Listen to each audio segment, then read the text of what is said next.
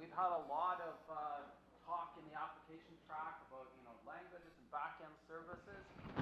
So we're going to switch gears a little bit now and move right up into the front end. We're going to have Stephan talk to us about scaling React applications.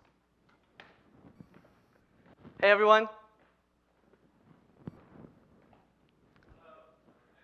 Who's, just as a raise of hands so I'm aware, who has heard of React? Please raise their hands. OK. And who has used React in an application? Awesome. OK. So my name's Stephan.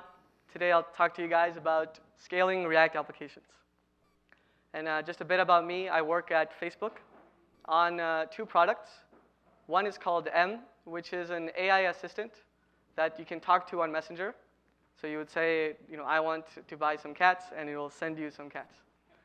And we have a system that backs that called Bot Engine, which allows any developer to build AI systems without knowing very much about machine learning or AI.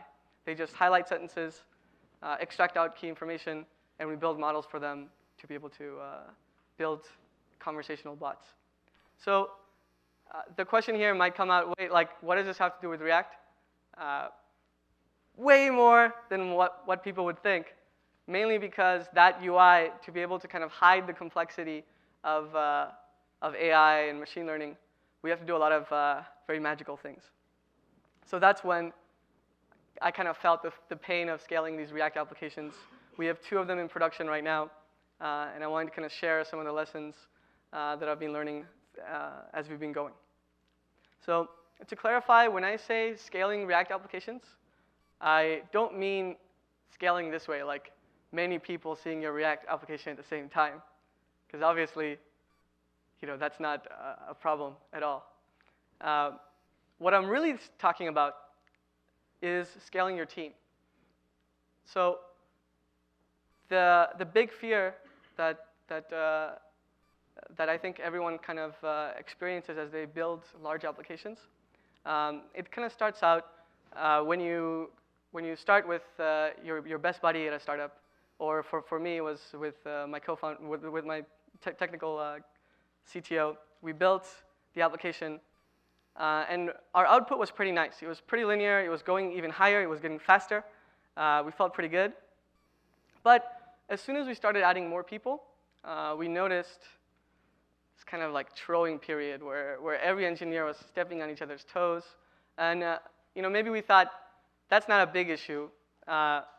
Maybe it's just an issue about growing. Maybe it's just the way it is. Maybe we grow slower and slower. But that happened. We get even less output because now every engineer was stepping on each other's toes. Not enough forward movement was happening, and things were a little bit less fun. I even had so some people would tell me stuff like, in the beginning I would work on the side thinking about our project, but now the barriers are too high. If I'm working on something I want to experiment, I can't even experiment anymore because it keeps on touching other pieces of the system and keeps on breaking. Now, ideally what we want is something like this, where as the complexity of your application grows, you kind of slow down. Maybe your architecture doesn't do very well. And then you think of a paradigm shift, and it goes back up again, and you continue on in this step function. So that's our goal. And the second thing to consider when scaling is how you scale your product. The easiest way to look at this is something like line of code over the number of features. But you can replace line of code with the complexity of the entire system. So as the number of features grow, you shouldn't have a linear line increasing the line of code or the complexity of the system, because at some point, it'll be just too difficult to reason at all, and you'll just end up rewriting. There's no reason why the 10th feature should have the same amount of complexity as the first one, because you should be building the foundations in place where the next feature is much easier to implement. Ideally, what we want is something like this. In my previous career, I was a charter. That's why my charts are so awesome. So the idea is, you grow you hit a max line of code that you feel comfortable with, let's say that's like 20,000 or 30,000, and then as soon as you're about to hit it, it's a big sign that you have to rethink. You have to change paradigms. So you kind of struggle, you think, and then eureka, you go back down again, but then eventually more features, you come back up again, then you rethink, you go down again, and you try to leave kind of a plateau at complexity that an engineer can deal with. So those are our two goals. And ultimately, the goal is to scale the front end. I want to address why I'm saying specifically React applications. Why even choose React? Is there a better way? And to answer that, I want to just go over briefly about what React solves for us in terms of these two problems. And to get that, we're going to go back in time. It's going back in time all the way to 2010, the year of Justin Bieber, Canadian, I'm Canadian, and the year of Backbone. Now, Backbone came out as a way to kind of deal with the complexity of, most of this, the back-end work was moving more towards the front end, and everything was becoming a single-page app. So instead of becoming a jQuery mess, people just tried to kind of group their code in a good way. Now, what this resulted in, something like this. So if you had an application where you just have a list of notes from friends, you can have one friend node open at a time, and you want to show the number of unread notes that you have. So the way that you would reason about this logic in 2010 is something like this. You would say, OK, I received a message. The model would trigger an event. The unread count would increment. I would have to append the new message into messages view. I would need to check the focus on the friend. And if it's the friend that I just added a message to, I actually have to decrement the unread count. So the key things here is increment, append, decrement, and replace. What we're doing are imperative actions in the DOM, trying to keep it in sync. Now let's consider what happens. Let's try to see if we can imagine in our head how the UI will look if we apply these transformations. James gets a new message. The focus switches to Jenny. Jenny gets a new message. Jack unfriends you. Ah, shit. We didn't deal with unfriending. We don't even know how the UI could work. That part we didn't deal with. And despite that, right, even without that, how do we know how the page will look when our mind doesn't work this way. We don't just see James gets a new message and then we append things and we subtract things. It's very hard for our mind to see the state of the UI at present. The big problem was trying to keep the DOM in sync. And to try to solve this, we can see what people were trying to come up with. So to do MVC, which is just everyone's aware, it's just a way to show the frameworks that we have to date, looks like this, right? And the problem is it's almost futile, because as your app grows, if you have to worry about these type of imperative operations on the DOM, there's no way that you'll ever know. You might have to write 10 times the number of tests than your code in order to be certain that your page will be OK. That's what's going to happen. You start liking your app, and all shit hits the fan. But now if we go forward in time, GIF is reversed. To 2013, the year of Daft Punk, and the year of React, we see kind of what we've been we try to solve this problem. And how do we try to solve it? We try to use declarativeness. So instead of telling you when to change message list to the name of the friend, we're just going to tell you, based on the state, how the UI should look. And React will do the imperative operations that it needs to do in order to make that happen. And second, we made things much more composable. So everything in React is a component, which means that components can be made up of other components. And then previously, when we had templates, we only had a subsection of composable operations that we could do.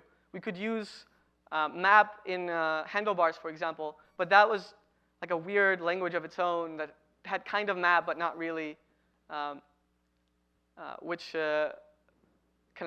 slowed you down. But at this point, what you could do is you could use the full power of JavaScript to compose your components together.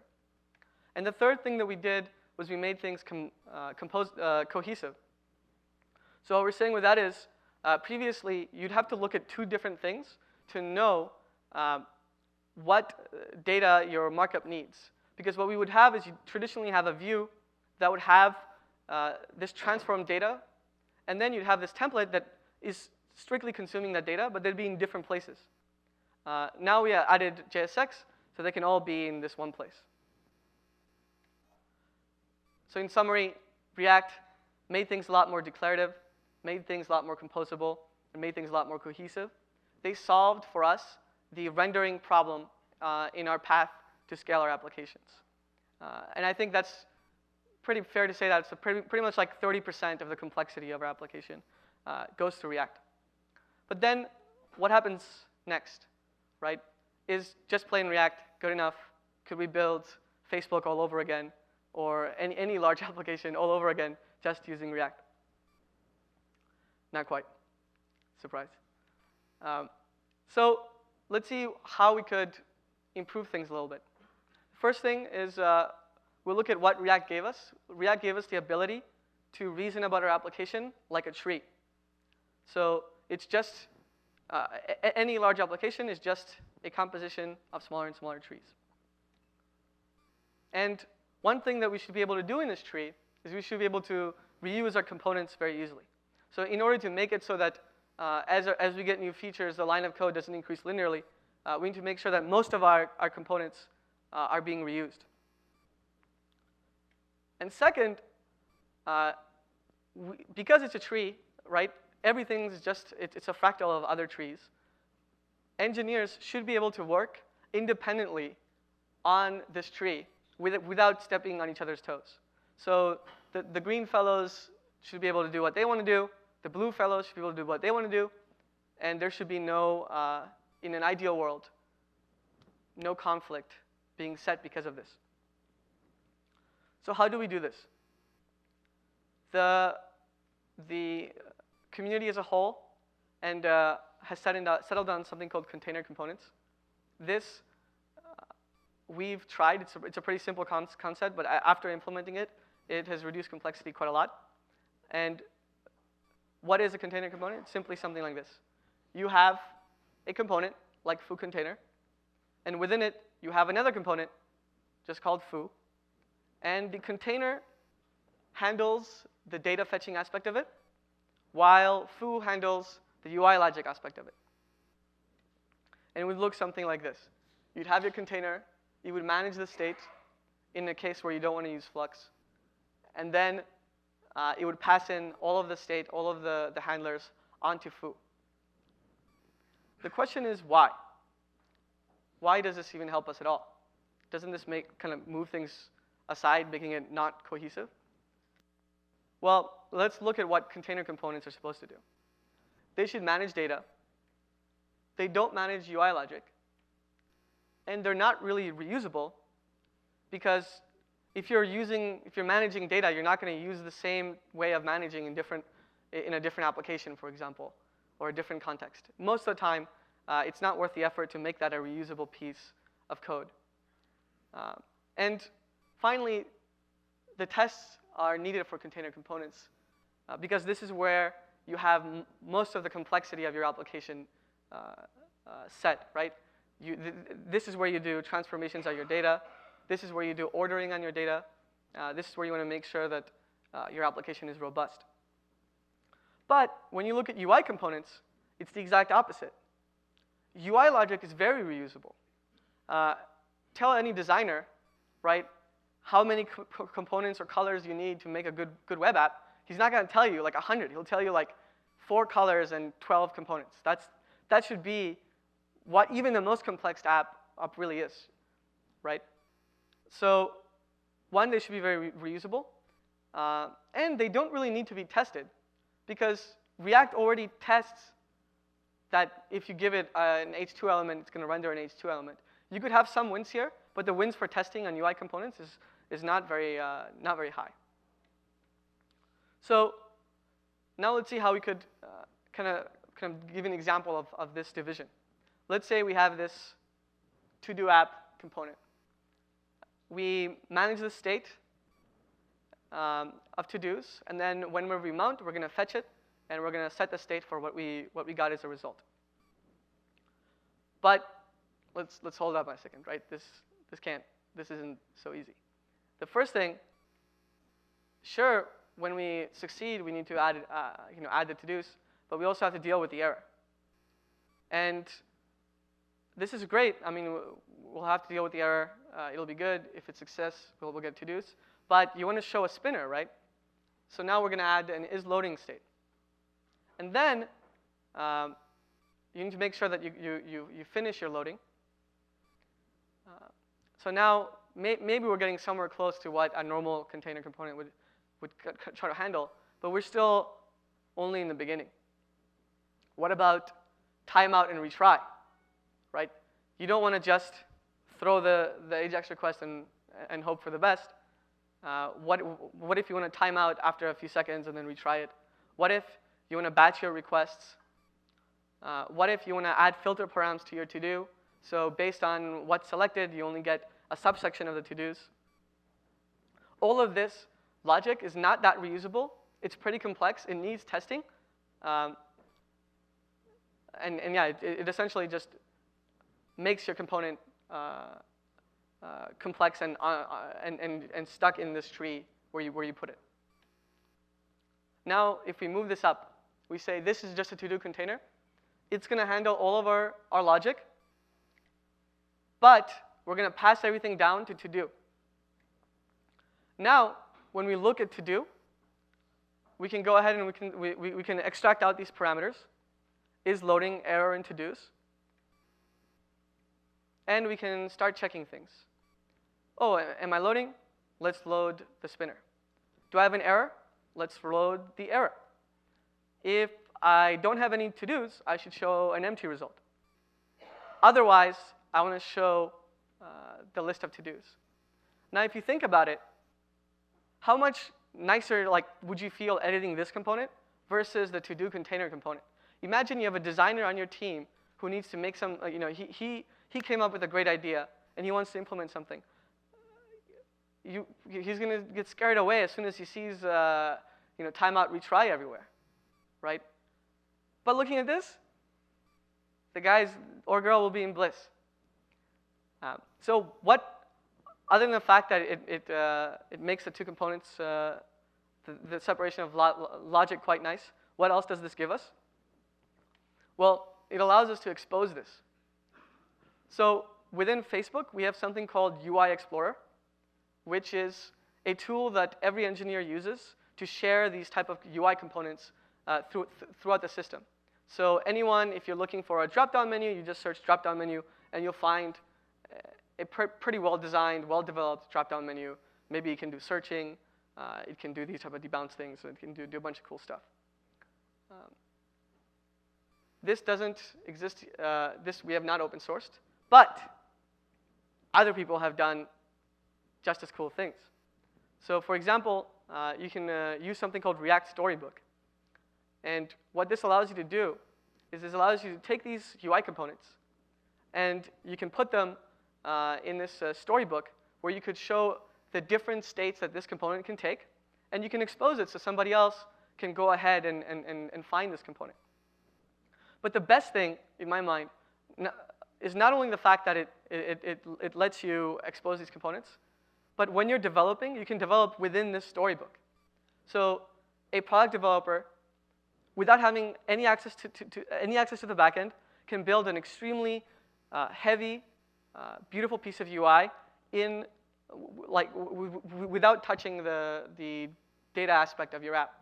And the great thing about it is, by having all these different scenarios, any change he makes, he can see them applied in every different scenario of this component.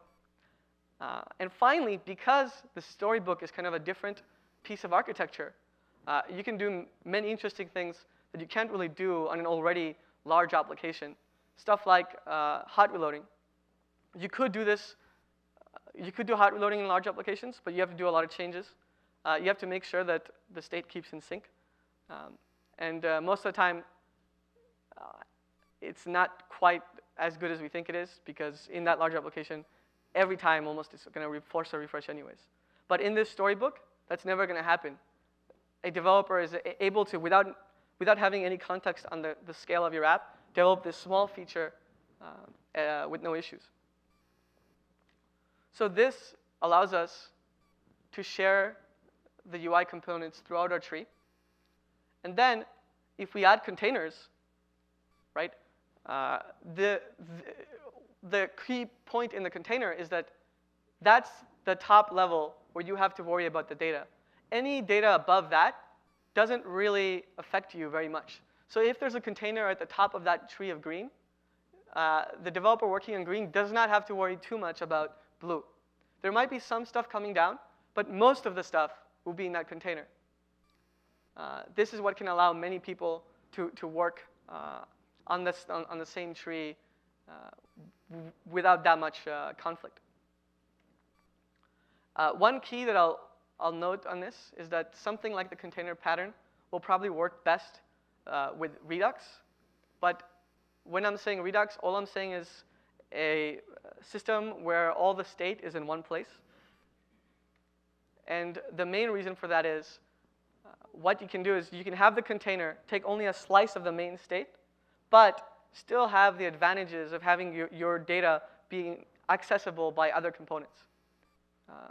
It makes it so there's no conflicts, like if you had an unread count that's incorrect, for example.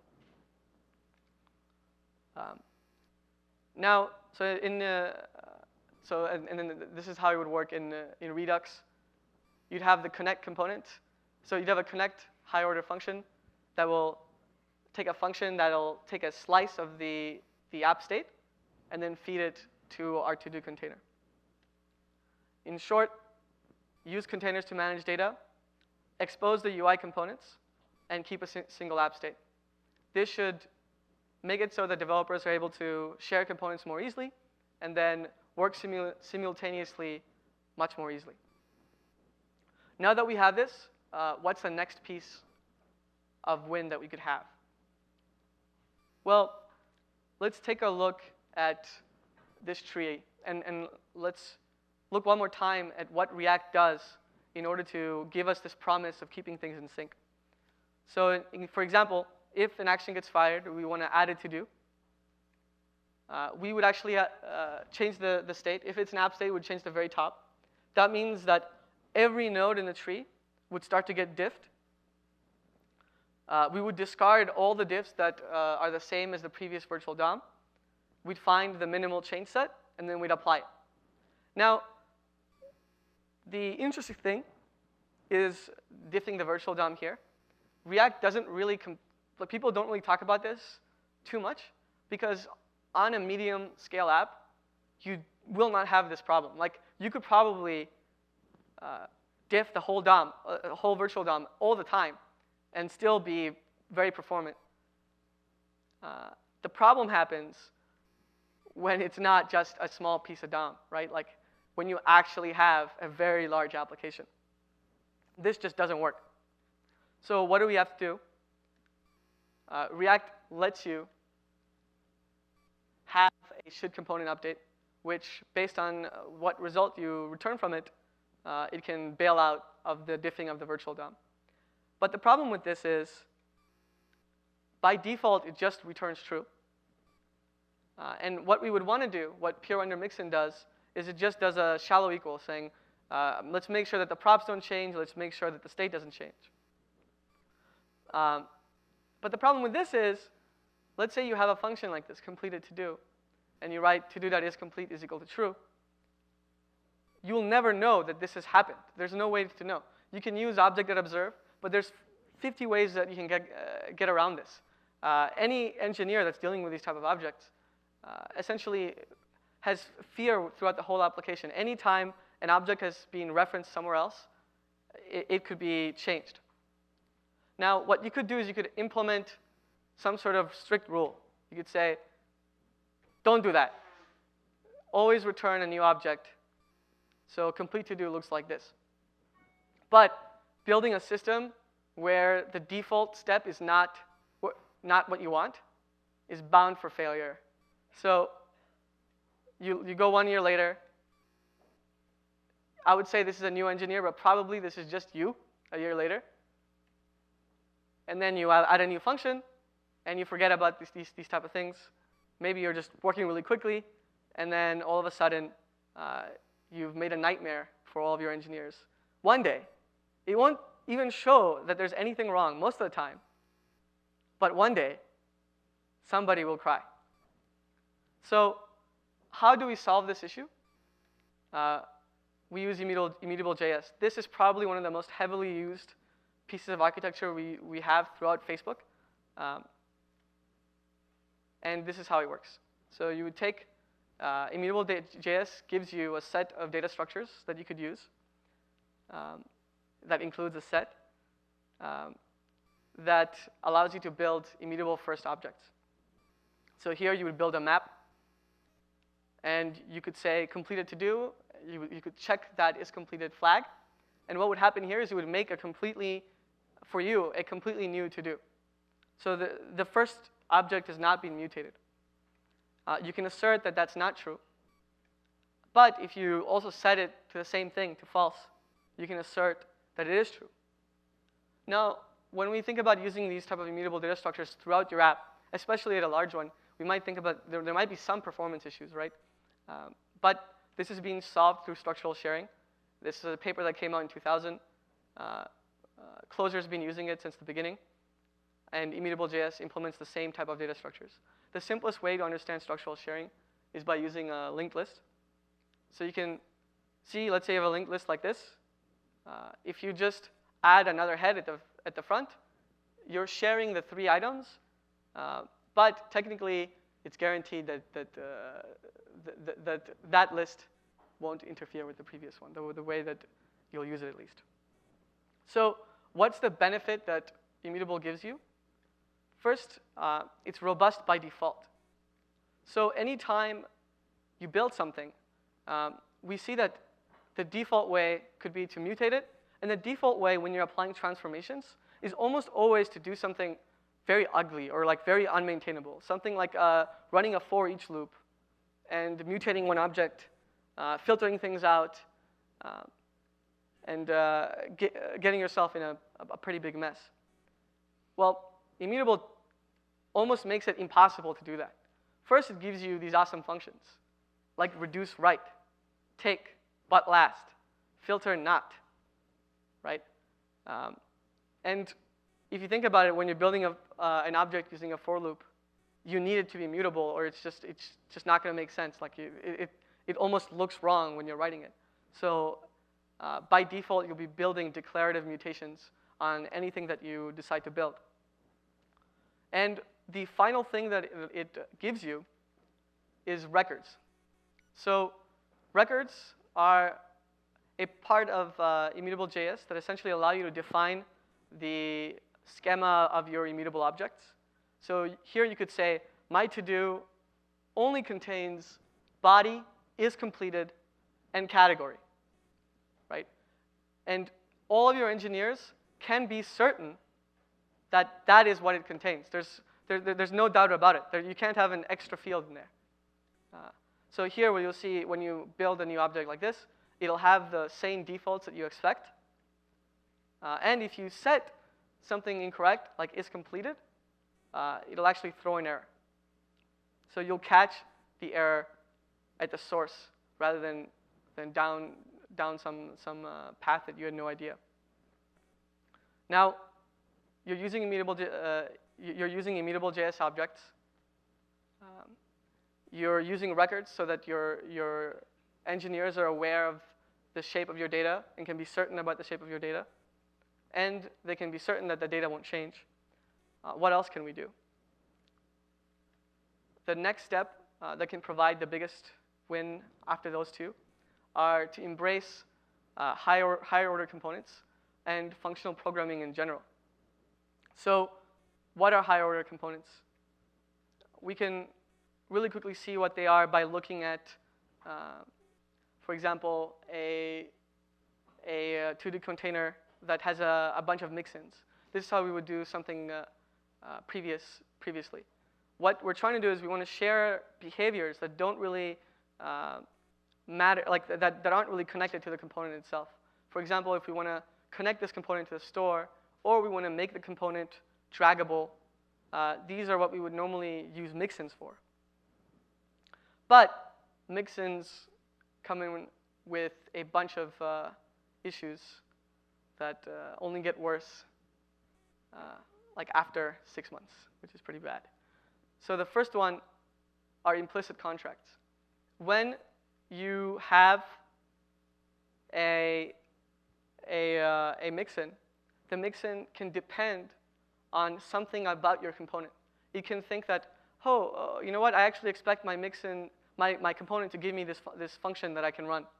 But you won't know this by looking at it. You'll have to read the code deeply, or get an error to figure out that component was actually expecting something from you. Second, there could be state clashes.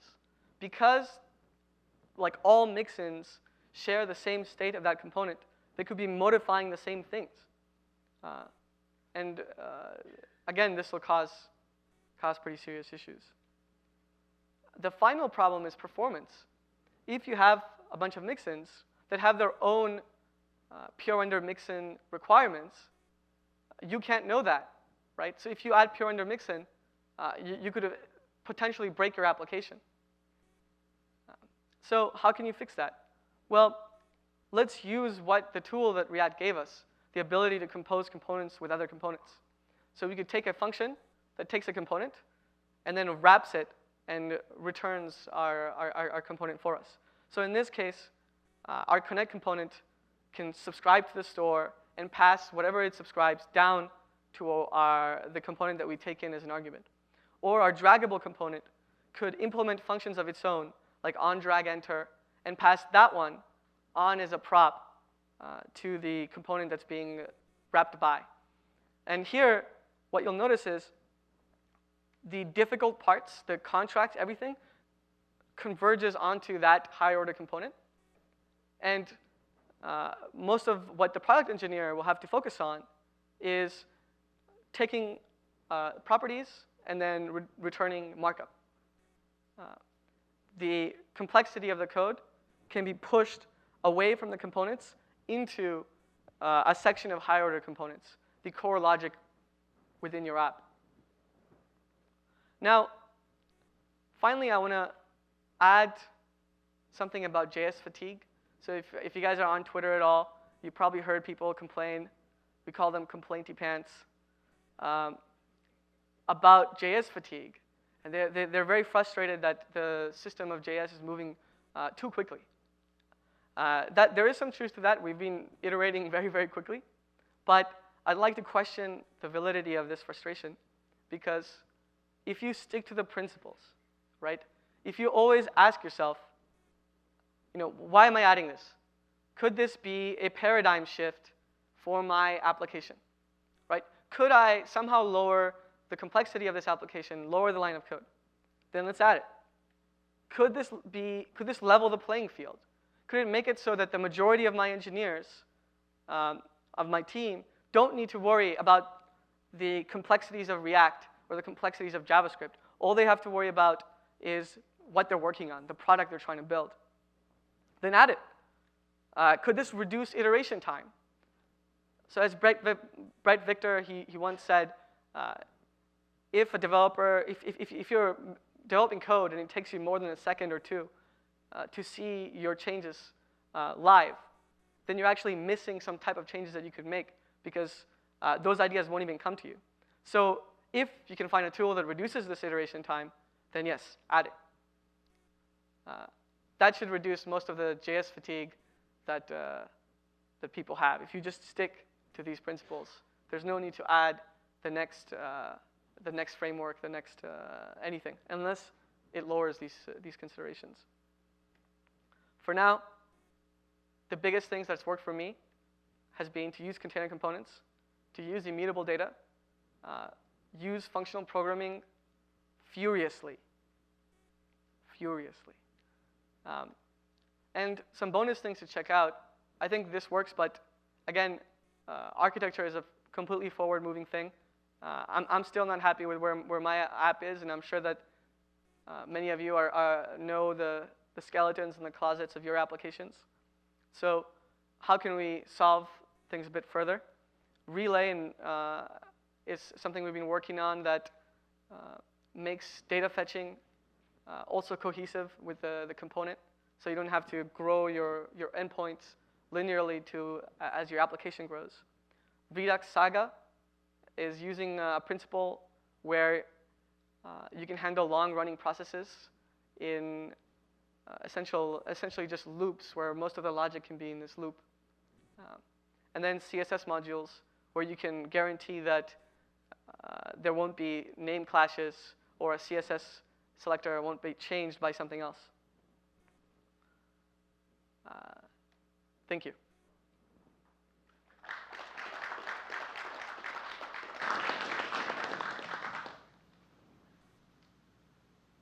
Questions?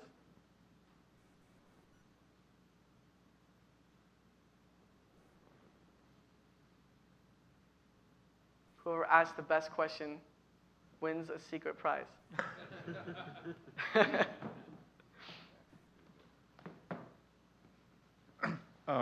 I just preface it, I haven't done JavaScript programming in about 8 years, but one thing, when you were talking about the DOM, and I appreciate that, and I was in the work with the DOM in its early days, is that the type of single-page programming, it's not really a document. And are some of these challenges the fact that the DOM is still, it's a document, and HTML, the web started as hypertext documents, and now you're building apps. And is that part of the challenge? Is that, I don't know if you call that a disconnect, and maybe the DOM's evolving, I don't know, but. 100%. It's tough. The big problem is that the vendors of today have a huge amount of legacy going towards the DOM. So letting us have access to something below the DOM, though we're thinking about that in the future, it's not necessarily ready to happen yet. So yes, the DOM is meant to be a document, and the issues that we're having is trying to make it seamless, to make it so that we're not actually refreshing and getting new documents. Yeah. We're just changing one document. Thanks. Cheers. Hello, my name is Doc. Hey. So we just transitioned to using redux-sagas about 2 weeks ago. Nice. It was actually much easier than thunks previously. Nice. Now I'm wondering, how much time did it take your team to migrate to Immutable.js? Because we haven't had time to do that yet. That's a great question. I would say it's as fast. Well, so Redux, I guess with Saga, you're going to have that constrained in a certain place, all the sagas and all the mutations. With Immutable.js, your objects are everywhere in your entire application. But the great thing, I think, about Immutable.js is that it's like a positive cancer. So once you add it anywhere, everybody will want to use it. Like nobody wakes up one day and decides not to have reduce write, or nobody wakes up one day and wants to fear about missing key pieces. The way that we did it, we did a pretty huge hack. If you want to do it fast, if you want to do it really fast, what you can do is you can make all of your immutable objects into records.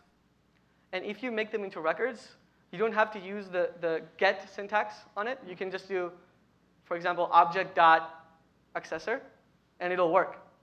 So if you use records and you're sure that most of your applications are just accessing it and aren't editing your objects, then you should be okay on kind of like a nice subsection of apps.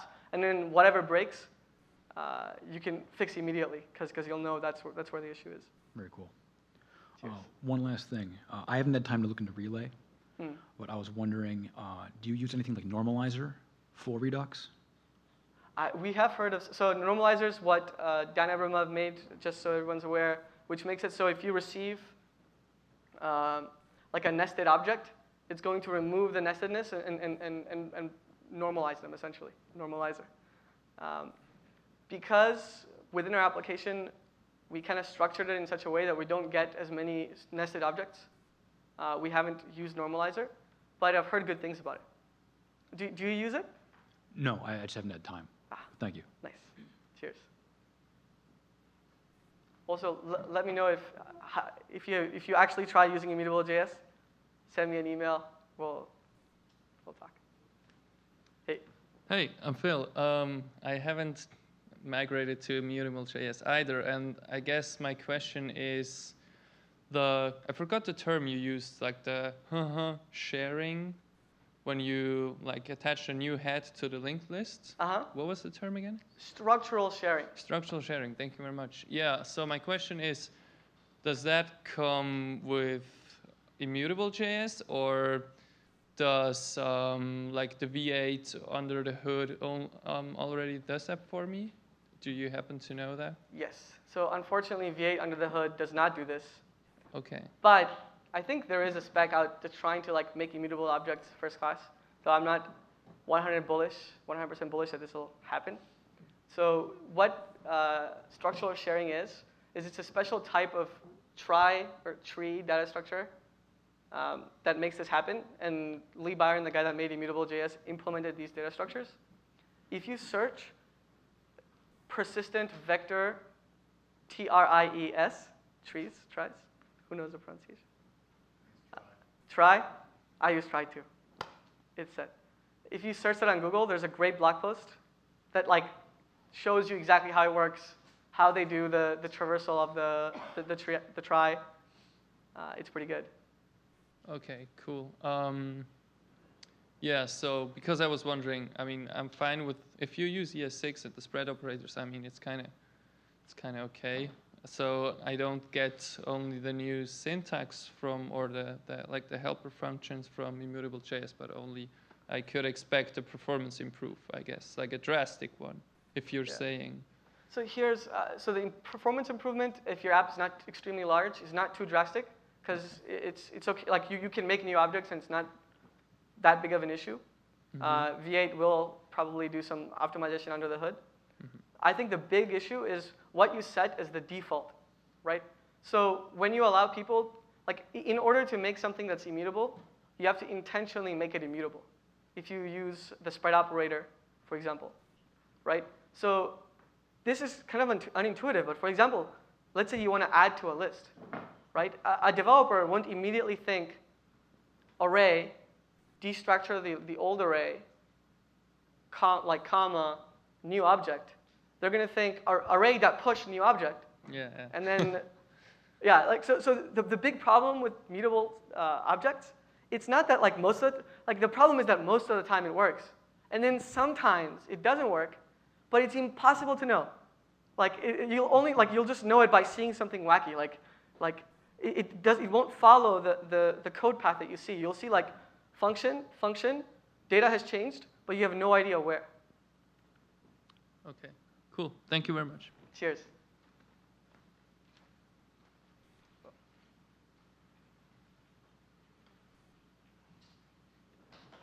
Cheers.